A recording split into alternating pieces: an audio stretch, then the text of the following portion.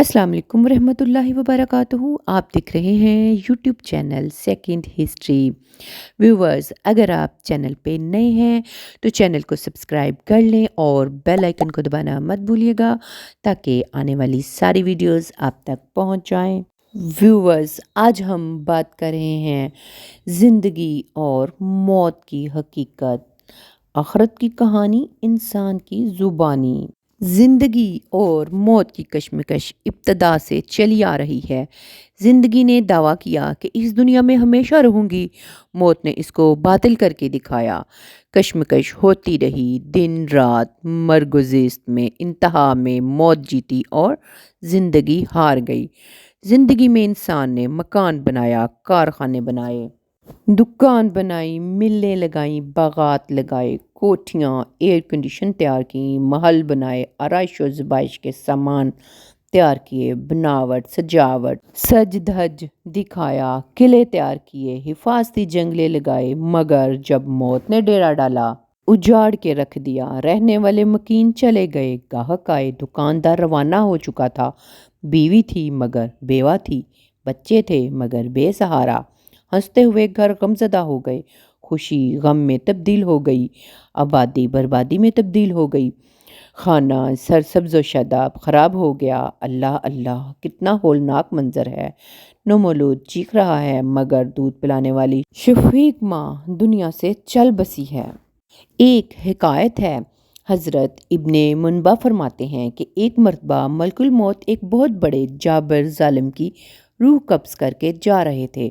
فرشتوں نے ان سے پوچھا کہ تم نے ہمیشہ جانیں قبض کیں، کبھی کسی پر رحم بھی آیا؟ انہوں نے کہا، مجھے سب سے زیادہ ترس اس عورت پر آیا جو جنگل میں بالکل تنہا تھی۔ جو ہی اس کا بچہ پیدا ہوا، مجھے اس عورت کی جان قبض کرنے کا حکم ہوا۔ مجھے اس بچہ کی تنہائی پر بڑا ترس آیا کہ جنگل میں جہاں کوئی دوسرا نہیں ہے، اس بچے کا کیا بنے گا؟ فرشتوں نے کہا، یہ ظالم جس کی روح تم لے جا رہے ہو وہی بچہ ہے۔ ملک الموت حیران ہو گئے، کہنے لگے، مولا تو پاک ہے، بڑا مہربان ہے، جو چاہتا ہے کرتا ہے۔ اس کے برعکس دودھ بہہ رہا ہے مگر پینے والا قبر کے اندر چلا گیا ہے۔ ہاں ہاں، بادشاہوں کے محلات مضبوط تھے، قلعے موجود ہیں مگر اب وہ کھنڈر ہیں، خالی ہیں، یادگاریں ہیں، آثار قدیمہ ہیں، عبرت گاہیں ہیں، تخت نشین نظر نہیں آتا، آرام کرسیاں موجود ہیں مگر کرسی نشین موجود نہیں، گاؤ تکیے رہ گئے مگر ٹیک لگا کر آرام کرنے والے چلے گئے۔ اس جہان فانی میں بڑے بڑے لوگ آئے، بدکار آئے، وقار آئے، انبیاء، اولیاء، صالحہ، امراء، عقلاء، فصاحہ، طاقتور، بہادر، پہلوان آئے، نوجوان آئے، بادشاہ آئے، وزیر آئے، حسین آئے، نازنین، معجبین آئے، سپہ سالار آئے، شاہ سوار آئے، مالدار آئے، نیکوکار آئے، بدکار آئے، تندرست آئے، لاچار آئے، مگر سب چند دنوں کے مہمان تھے۔ کیسے ہی ذیشان تھے، بہادر تھے، پہلوان تھے، موت نے کسی کو نہیں چھوڑا۔ مغرور کا غرور توڑا، دولت میں قارون، تکبر میں فرعون، ظلم میں ہلاکو، شاہزوری میں رستم، خوبصورتی میں یوسف، صبر میں ایوب، درازی عمر میں نوح، جلالی میں موسیٰ، عدالت میں عمر، صداقت میں صدیق، سخاوت میں عثمان، شجاعت میں علی، شہادت میں حمزہ و حسین، فصاحت میں سبحان، عدل و انصاف میں نوشیروان، حکومت میں لقمان، جود میں حاتم، موسیقی میں تانسین، عشق میں مجنوں، شاعری میں انوری، سعدی، حافظ، جامی، فردوسی اور اقبال، خاموشی میں زکریا، گریہ میں یعقوب، رضا جوئی میں ابراہیم، ادب میں اسماعیل، ذہانت میں فیضی، حکومت میں سلیمان، فلسفہ میں غزالی، تفسیر میں محمود الوصی، حدیث میں بخاری، دعوت میں نوح، خون ریزی میں چنگیز خان، فقہ میں امام ابو حنیفہ، خوش الحانی میں داؤد، سیاحت میں ابن بطوطہ، فتح میں سکندر اعظم، شہادت و صبر میں امام حسین رضی اللہ تعالیٰ عنہ، تصنیف و واز میں مولانا اشرف علی تھانوی، تبلیغ میں مولانا الیاس، سیاست میں مولانا عبید اللہ سندھی، میدان خطابت میں حضرت سید عطا اللہ شاہ بخاری اور مجاہدہ میں حسین احمد مدنی، حیا میں مریم، امتحان میں کامیاب ہاجرہ، ایمان میں بنیان مرصوص آسیہ، وفا میں خدیجہ، رضی اللہ تعالیٰ عنہ، علم میں صدیقہ رضی اللہ تعالیٰ عنہ، صبر میں سمیہ، سخاوت میں زبیدہ، عفت میں فاطمہ، حدیث میں رفایہ۔ مگر کیا کہ یہ بھی سب ہستیاں قبر کی مہمان بن گئیں۔ تھی تو عظیم ہستیاں مگر خالی کر گئی بستیاں، نہ آیا جو کہ باقی رہا، نہ ساغر رہا نہ ساقی رہا۔ انسان کیسا احمق ہے، بیوقوف ہے کیوں نہ ہو، مگر اسے موت کا یقین ہے۔ موت کا سیاہ بادل ہر وقت سر پر منڈلا رہا ہے۔ جہاں موجود ہو، جس جگہ ہو، ایک دن موت کے پنجہ میں گرفتار ہوگا۔ کون ہے جو دعویٰ کرے کہ یہ چیز میری ہے، مگر ایک موت ہے جو دعویٰ کر سکتی ہے کہ یہ میرا ہے۔ آنے کا ایک راستہ ہے مگر جانے کے ہزار راستے ہیں۔ دنیا کی زندگی موت پر موقوف ہے، اور قرآن نے بھی تو فرما دیا ہے، کل نفس ذائقۃ الموت، ہر نفس کو موت کا ذائقہ چکھنا ہی چکھنا ہے۔ ہم موت کو بھول جائیں مگر موت نے ہمیں نہیں بھلایا، آئے گی ضرور آئے گی۔ یہ شکایت ہی غلط ہے کہ موت اچانک آتی ہے، پہلے مطلع نہیں کرتی۔ ہم روزانہ اپنی آنکھوں سے بچے، جوان، بوڑھے اور نوجوان مرتے دیکھتے ہیں۔ ہر شخص جانتا ہے کہ مرنے کا وقت مقرر ہے۔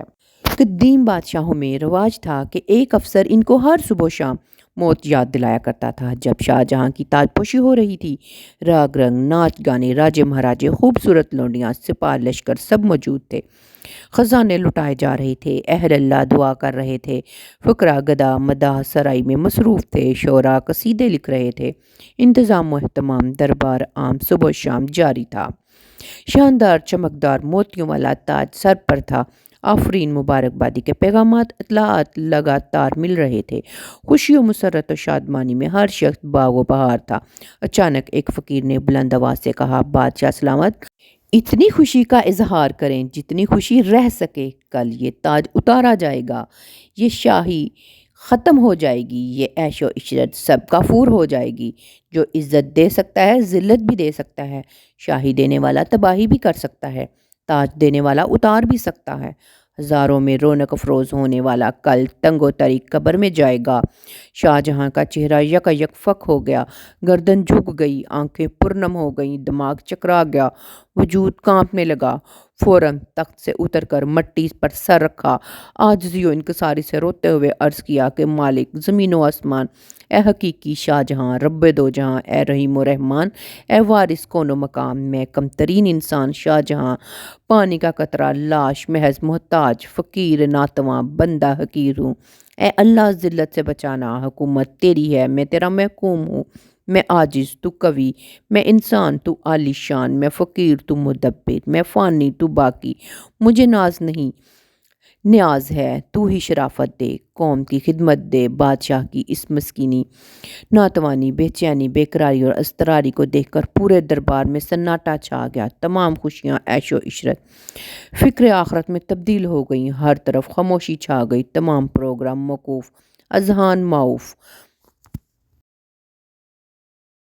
پھر اسی طرح ایک مرتبہ حضرت سلیمان علیہ السلام کی خدمت میں ملک الموت آدمی کی صورت بن کر حاضر ہوئے۔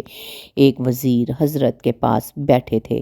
ملک الموت نے کئی بار وزیر کو دیکھا۔ جب ملک الموت چلے گئے، وزیر نے پوچھا، حضرت یہ کون تھا؟ فرمایا، اسرائیل۔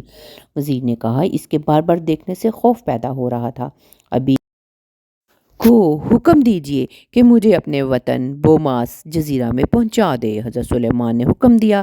آن کی آن میں خدا کی شان وزیر اپنے وطن پہنچ گیا۔ ابھی گھر کی دہلیز پر قدم رکھا ہی تھا کہ ملک الموت نے جان قبض کر لی۔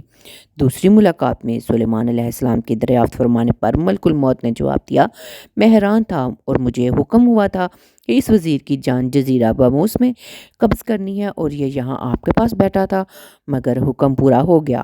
کیونکہ موت کا تو ایک وقت مقرر ہے، وہ تو ہر حال میں آنی ہی آنی ہے، اور جس جگہ اللہ نے لکھ دی ہے وہیں پر آنی ہے۔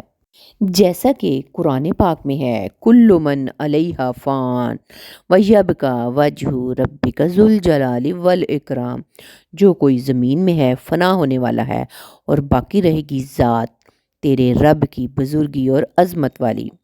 جی تو ویورز، آپ نے سنی آج کی ویڈیو۔